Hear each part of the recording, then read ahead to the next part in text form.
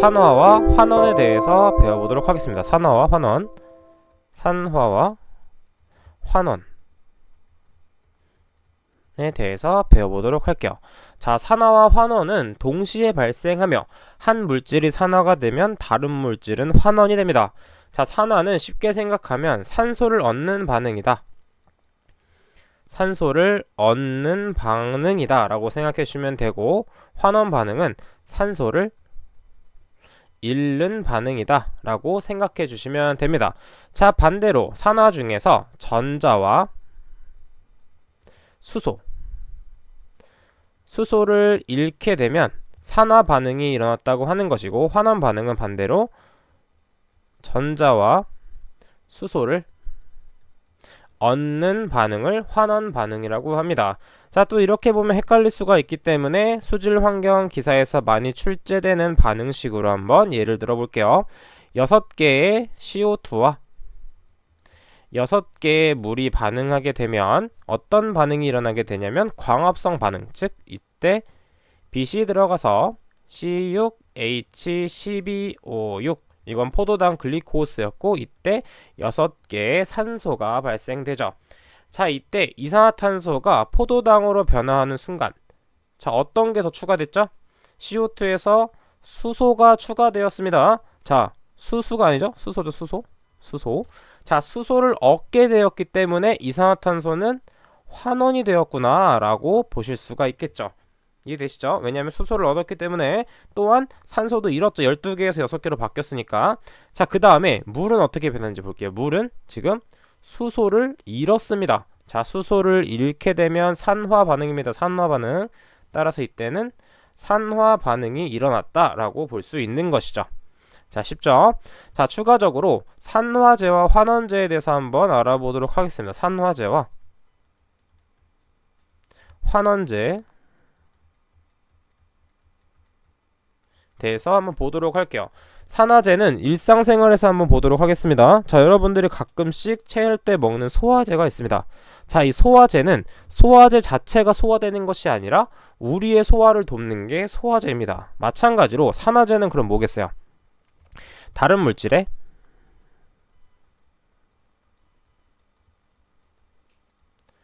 산화를 돕는 것입니다. 산화를 돕는 것 입니다. 자, 그럼 반대로 환원제는 다른 물질에 환원을 돕는 것입니다. 환원을 돕는 것이라고 생각하면 됩니다. 이때 대표적인 산화제는 앞에서 배웠던 것처럼 KMnO4라는 물질이 있고, 또 뭐가 있죠? K2CR2O7이라는 물질이 있었습니다. 자, 앞에 부분을 복습하자면 이때 KMnO4는 전자가 5개가 있고, 이때 다이크롬산 칼륨은 전자수가 6개가 발생되죠. 따라서 원자가는 5개, 다이크롬산 칼륨은 6개입니다. 한번 복습하는 식으로 한번 써봤어요. 그리고 환원제는 여러가지가 있지만 대부분 황이 포함되어 있으면 환원제다 라고 생각을 해주시면 됩니다. 자, 산화제, 환원제 구하는 것도 찾는 것도 나오기 때문에 이렇게 참고적으로 알고 계시면 되겠습니다. 자, 한 번 더 책으로 넘어가도록 할게요. 책으로 넘어가서 같이 보도록 하겠습니다. 산화와 환원은 동시에 발생하며 한 물질이 산화가 되면 다른 물질이 환원된다. 이 표를 한번 읽어보세요. 제가 한번 정리를 해드렸습니다. 한번 읽어보세요. 자, 그 다음 밑에 ORP, 산화 환원 전이라고 있습니다. 자, 이것은 출제가 잘 되지 않기 때문에 그냥 한 번만 그냥 읽어보세요. 읽어보시고 여기서 그나마 강한 산화제의 순서는 불소, 오존, 염소 순이다 정도만 암기를 해주시고 이런 것이 있구나 정도만 알고 넘어가 주시면 되겠습니다. 자, 다음 페이지로 넘어가서 액체 기체 법칙 및 중화 혼합 공식을 보도록 할게요. 자, 이것은 책을 같이 보면서 보도록 할게요. 자, 보일 법칙, 샤를 법칙, 아보가드로 법칙, 이건 많이 한 번씩 봤을 거예요. 자, 이거는 그냥 가볍게 한번 읽어줍니다. 이 부분은 가볍게 읽어주세요. 앞에서 온압 보정할 때 배웠죠? 보일의 법칙은 압력과 부피의 곱일정, 샤를 법칙은 온도와 정비례, 아보가드로는 몰수에 정비례한다 정도만 알고 계시면 됩니다. 또한 네 번째, 돌턴의 부분압력 법칙은 기체 혼합물의 전체 압력은 하나하나의 기체 분압의 합과 같다. 이것은 돌탑을 생각해 주시면 돼요. 돌탑은 하나하나의 돌로 이루어져 있지만 그 돌을 다 쌓게 되면 하나의 탑이 돼버리죠. 그렇기 때문에 전체의 압력은 각각 하나의 기체 분압의 합과 같습니다. 이해되셨죠? 자, 그리고 다섯 번째, 라울의 법칙. 용액 위의 용매 증기압은 용액 내 용매의 몰 분율에 비례한다 라고 그냥 한번 읽어주세요. 자, 계속해서 밑에 보겠습니다. 자, 여기 세 가지 법칙은 자주 출제가 되고 중요합니다. 자, 이 세 가지 법칙에 대해서는 반드시 암기를 해주셔야 돼요. 그리고 이때 헨리의 법칙 정말 중요합니다. 헨리의 법칙은 난용성 기체에만 적용이 됩니다. 난용성이 뭐였냐면 물에 잘 녹지 않는 물질들이었어요. 자, 그리고 일정한 온도에서 용매 또는 기체의 질량은 압력에 비례합니다. 따라서 헨리의 법칙은 이때 C는 몰농도입니다. 이때 몰농도, 이때의 몰농도는 압력 곱하기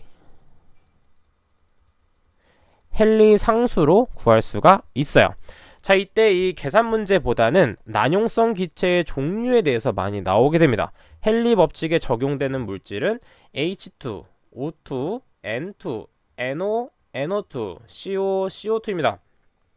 자, 이것은 한번 어떻게 쉽게 외울 수 있냐면 보통 헨리, 자, 보통 헨리라는 이름을 가진 사람은 좀 잘생겼어요. 그쵸? 잘생겼다고 생각하시다. 잘생긴 헨리, 잘생긴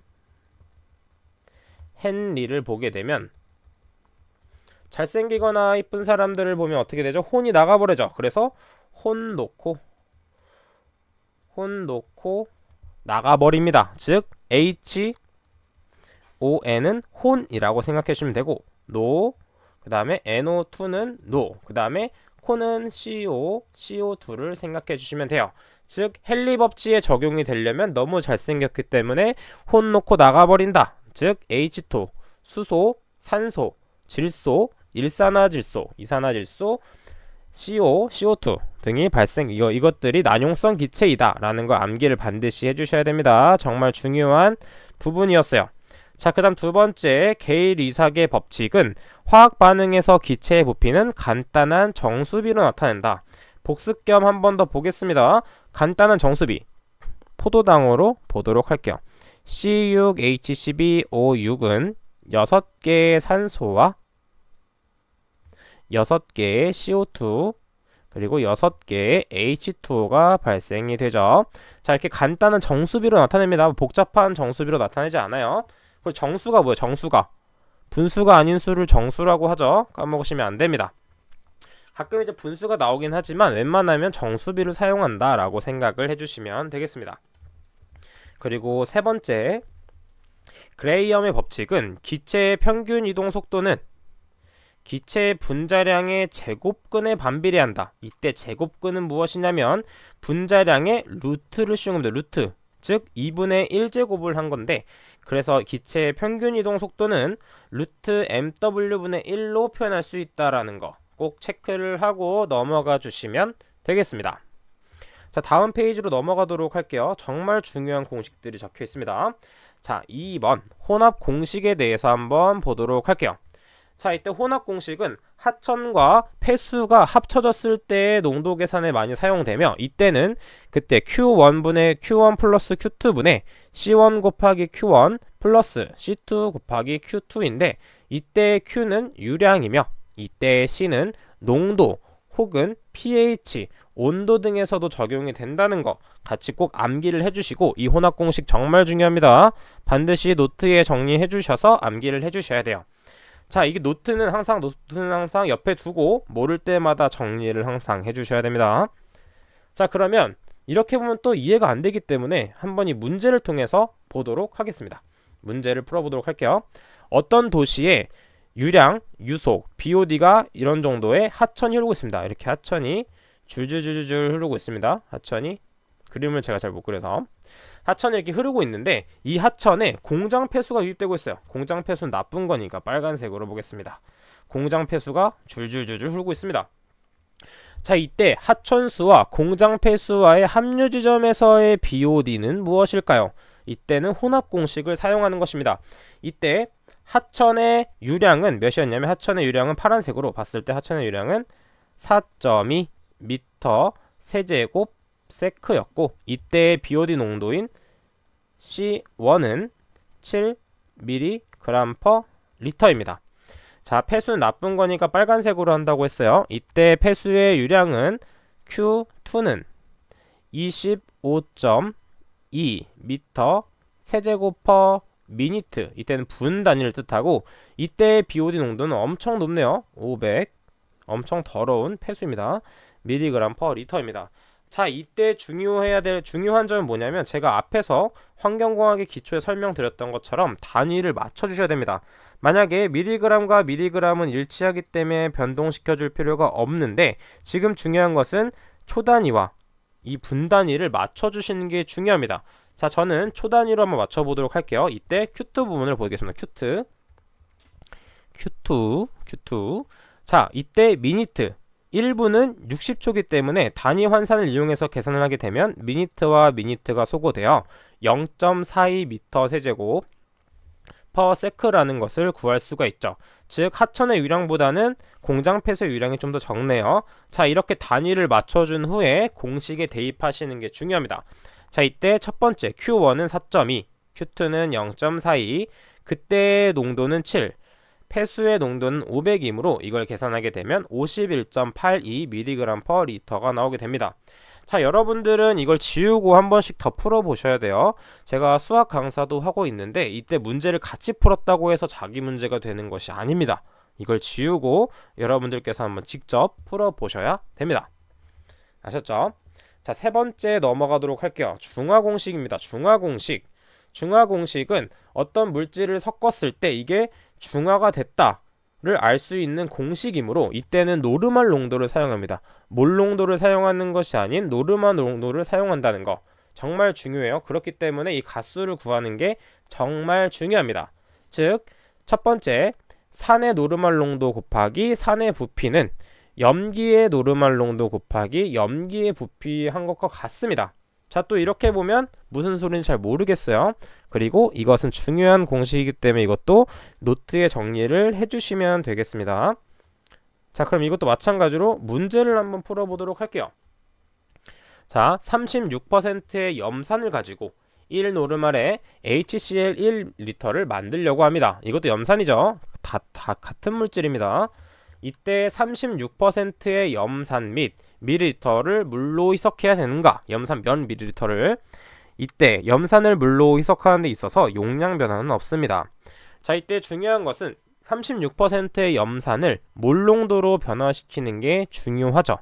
자, 염산의 몰 농도, 즉 36g에 대한 몰 농도는 염산의 분자량은 36.5g입니다. 이거 왜 36.5g이 나오냐면 HCl에서 수소는 원자량이 1이고 Cl은 35.5이기 때문에 HCl의 분자량은 36.5가 나오게 되죠. 따라서 염산의 몰 농도는 0.9863몰이 나오게 되고 용액의 리터를 구하기 위해서 비중을 활용합니다. 비중은 1.18인데 물에 대한 비율이기 때문에 물에 대한 비중을 그대로 써서 단위를 써서 1.18 g per 밀리리터라고도 표현할 수가 있죠. 따라서 용액의 리터를 구하게 되면 0.0847리터가 나오게 됩니다. 따라서 몰 농도는 몰 퍼 리터이기 때문에 이 두 개를 계산하게 되면 11.6446 몰 농도가 나오게 됩니다. 자, 이때 몰 농도와 노르말 농도가 같다고 했는데 이걸 어떻게 할 수 있냐면 몰 농도와 노르말 농도를 변화하는 것을 할 수 있습니다. 왜냐하면 11.6446 몰 퍼 리터라고 볼 수 있는데 이때 이 몰을 EQ로 바꿔주는 게 정말 중요해요. 자, 그러면 바꾸는 작업을 한번 해보도록 하겠습니다. 자, 이걸 지우고 자, 11.6446 몰 퍼 리터입니다. 몰 퍼 리터. 자, 이 몰을 EQ로 바꿔줘야 됩니다. EQ. 즉 몰을 먼저 1몰당 염산은 얼만큼 가지고 있죠? 염산은 36.5g입니다. 하지만 이때 가수를 구하게 되면 36.5g당 얼만큼 가지고 있냐면 수소가 1개 있기 때문에 1로 나눌 수 있죠. 그쵸? 그 가수는 1. EQ라고 보실 수가 있습니다. 자, 이때 단위 환산을 하게 되면 몰과 몰이 소거되고 g과 g이 소거, 그리고 36.5, 36.5가 소거되기 때문에 물농도와 같은 11.6446 노르말 농도가 됩니다. 자, 이거 중요합니다. 몰농도를 대입하는 게 아니라 노르말 농도로 변화시킨 다음에 계산을 해주시는 게 중요합니다. 따라서 이제 그대로 대입을 하게 되면 36% 염산의 노르말 농도는 11.6446 노르말, 그때의 부피를 곱하게 되면 1 노르말 곱하기 1000ml가 됩니다. 왜냐하면 우리는 1 노르말에 1리터이기 때문에 1리터는 ml죠. 이것도 단위 환산을 하게 되면 이때의 V 값은 85.88ml가 나오게 됩니다. 할만하죠? 자, 그 다음에 계속해서 다음 페이지 넘어가도록 하겠습니다. 자, 31페이지입니다. 31페이지. 자, 반응 차수. 이때 0차 반응과 1차 반응, 2차 반응으로 나타낼 수 있는데 지금 이 복잡한 과정들이 있어요. 이 과정들은 다 필요 없고 어느 부분만 중요하냐? 제가 표시를 해드리도록 하겠습니다. 중요한 부분들은 제가 네모친 부분만 체크를 해주시면 돼요. 이 부분. 0차 반응일 때는 나중 농도 빼기 처음 농도는 마이너스 KT다. 이렇게 암기를 해주시면 되고 참고적인 것들은 다 읽어주시면 돼요. 왜냐하면 시험에는 이 반응식을 이용해서 농도를 계산하는 것이 나오기 때문에 이거 식을 반드시 암기를 해주셔야 됩니다. 자, 그 다음에 1차 반응은 어디를 암기해 주시면 되냐? 여기를 암기해 주시면 돼요. 표시해 드리겠습니다. ln C0분의 CT는 마이너스 KT다. 이때 C0는 초기 농도, CT는 나중 농도이며 이때 K는 반응 속도 상수, 그리고 얼만큼 반응 시간이 흘렀는지를 볼 수가 있죠. 자, 이때 이 ln이 왜 나오는지 궁금하신 분들은 카페에 글을 남겨주시면 제가 증명하는 걸 제가 올려드리도록 하겠습니다. 자, 또한 2차 반응도 중요해요. 2차 반응도 보겠습니다. 2차 반응. 자, 2차 반응은 어디가 중요하냐면 마찬가지로 이 부분이 중요합니다. 나중 농도분의 1 빼기 처음 농도분의 1은 마이너스 KT다. 이 부분을 꼭 암기를 해주시고 넘어가 주시면 되겠습니다. 꼭 정리해 주셔야 돼요. 계속해서 반응조의 종류와 특성에 대해서 보도록 하겠습니다. 자, 반응조의 종류와 특성. 첫 번째, 이건 책을 통해서 보도록 할게요. 첫 번째, 회분식 반응조. 회분식 반응조는 소규모 운전으로 하는 것이며 연속 흐름이나 배출 없이 일정 시간을 반응시킨 후에 처리하는 방법으로 고가의 생성물이나 새로운 공정의 시험에 적용합니다. 여러분들이 BOD 실험을 한번 해보셨던 분들은 BOD병이 뭔지 아실 거예요. 그리고 인건비가 많이 들며 대규모 생산이 어렵습니다. 또한 온도 조절이 용이하며 원하지 않는 부반응을 최소화할 수 있다. 하지만 반응조는 완전 혼합 반응조와 연속 혼합 반응조가 많이 출제가 되기 때문에 회분식 반응조는 그냥 가볍게 읽어줍니다. 여기는 그냥 읽어보면 되고, 자, 그 다음에 중요한 거는 완전 혼합 반응조가 정말 중요합니다. CFSTR이라고 나오는데 이때는 어떠한 반응조에다가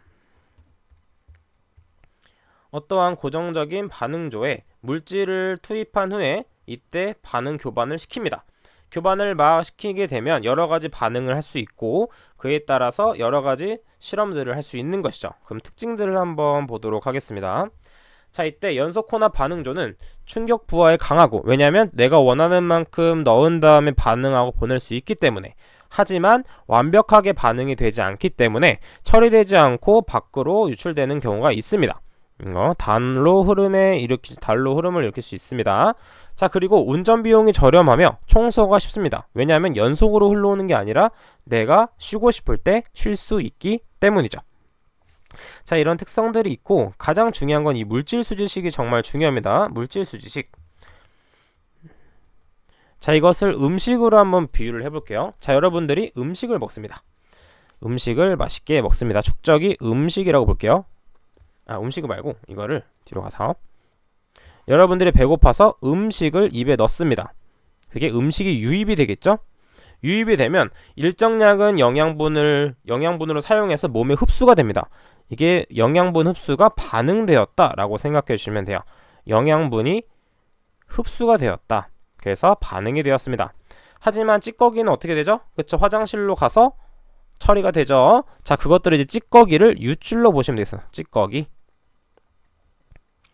찌꺼기는 유출이 됩니다. 따라서 그 남은 것들이 축적이 되는 것이죠. 이렇게 생각하시면 돼요. 하지만 여러분들이 많이 푸는 문제 중 하나는 정상 상태로 가정했을 때가 많이 출제가 됩니다. 정상 상태란 시간에 따른 농도 변화가 0일 때를 정상 상태라고 가정을 할 수 있어요. 따라서 다음과 같은 밑에 식이 정말 중요합니다. 밑줄을 쳐드릴게요. 이 부분 정말 중요합니다. 자, 이것을 이용해서 여러가지 문제들을 다 풀 수가 있는데 이때 반응조 부피에 대해서 정리하는 걸 한번 보여드리겠습니다. 반응조 부피에 대해서 정리하기 위해서 칠판을 한번 켜보도록 할게요. 칠판을 켜보도록 하겠습니다.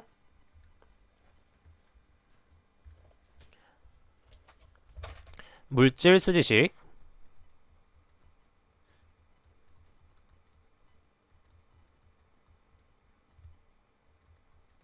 식을 한번 유도해 보도록 하겠습니다. 정상 상태로 가정하게 되면 좌측은 0이 되고 우측은 Q 곱하기 C 유입 농도 빼기 Q 곱하기 CT 마이너스 K CT의 N승 그 다음에 V가 됩니다.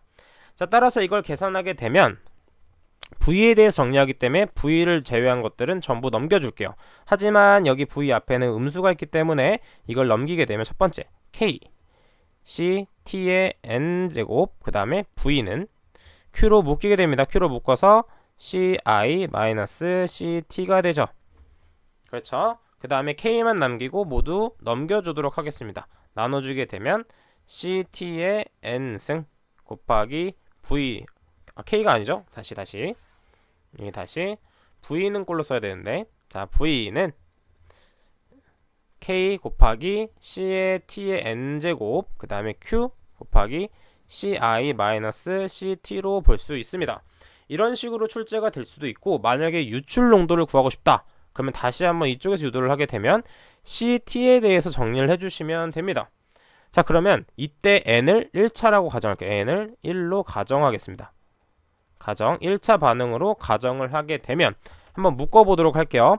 Q, C, T 플러스 K, C, T, V는 Q, C, I가 됩니다. 우리가 구하고 싶은 것은 CT에 대한 식이기 때문에 CT로 묶게 되면 Q 플러스 K, V가 되겠죠. 자, 그러면 이게 Q 곱하기 C, I가 됩니다. 따라서 나중 농도, 유출 농도에 대해 정리하게 되면 CT는 Q 플러스 KV 그 다음에 Q 곱하기 CI가 됩니다. 자, 그리고 이것을 초기 농도, 즉 Q를 나눈 상태로 계산을 하게 되면 CI가 남게 되고 밑에는 1 플러스 KV 나누기 Q가 됩니다. 그래서 지금 책에 나와 있는 식대로 나오게 되죠. 자, 뒤로 한번 다시 가볼게요. 그렇죠? 가정했던 것처럼 V는 KC의 N제곱 분의 Q 곱하기 C0 마이너스 CT C0랑 CI는 똑같습니다. 초기 농도, 유입 농도라고 생각을 해주시면 됩니다. 마찬가지로 유출 농도에 대해서도 반드시 암기를 해주셔야 돼요. 자, 이게 중요한 부분이었습니다. 이 부분은 반드시 암기를 해주세요.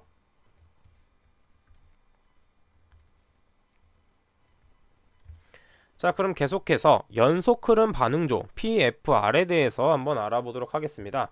연속 흐름 반응조는 CFSTR이 무수히 계속 연결되었다라고 생각을 해주시면 되는데 유입하는 유량만큼 유출되면서 상하 혼합은 있으나 좌우 혼합은 무시하고 길이가 긴 반응조다 라고 생각을 해주시면 되는데 이때 PFR의 농도식은 앞에서 배운 1차 반응식을 사용하여 계산하시면 됩니다. 아셨죠? 1차 반응식 꼭 복습하고 와주셔야 됩니다. 그리고 마지막으로 PFR과 CFSTR의 혼합 정도, 이거 시험에 많이 출제됩니다. 정말 중요하기 때문에 이 표는 반드시 노트에 정리해서 암기를 해주셔야 돼요.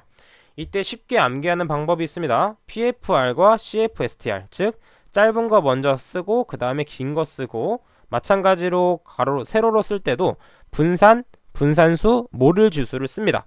자, 그러면 긴 거에서 짧은 거, 긴 거에서 짧은 걸 썼죠. 그 다음에 0, 0, 1, 0, 0, 1이 1 무한대 무한대다 라고 암기를 해주시면 되겠습니다.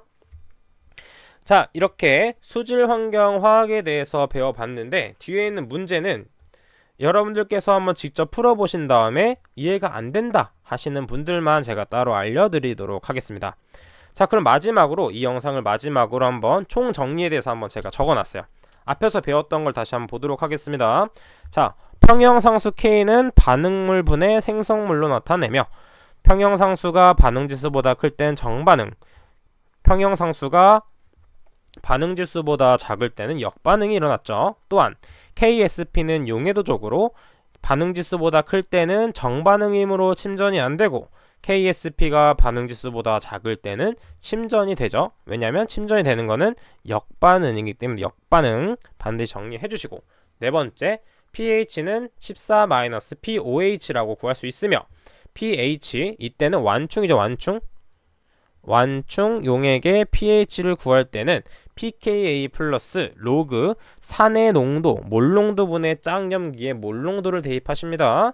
그 다음 여섯 번째, 산화는 산소를 얻는 것입니다. 산소 얻고 전자수소 잃고, 환원은 산소를 잃고 전자수소를 얻는 것입니다. 또한 혼합농도, 중화식, 혼합식과 중화식 중요하죠. 그 다음에 0차 반응, 1차 반응, 2차 반응이 존재하고, 이것은 물질 수지식도 정말 중요합니다. 반드시 암기를 해주셔야 되고, 마지막으로 PFR과 CFSTR의 혼합 정도, 이것도 중요하기 때문에 이 화면을 캡처해서 그냥 보면서 암기하고 다니시면 됩니다. 그리고 추가적으로 모르는 문제가 있을 경우, 그리고 이 이론에 대해서 너무 궁금한 게 많다고 하시는 분들은 카페나 오픈 채팅방에 질문을 해주시면 친절하게 답변을 해드리도록 하겠습니다. 지금 영상이 계속 찍고 있는데, 네, 이렇게 수질 환경 화학에 대해서 한번 배워보았습니다. 자, 다음 영상은 챕터 3 물과 수자원의 특성에 대해서 배워보도록 할게요. 자, 부족하지만 영상 시청해주셔서 감사드리고, 여러분 모두 수질 환경 기사 합격할 수 있도록 응원하겠습니다. 감사합니다.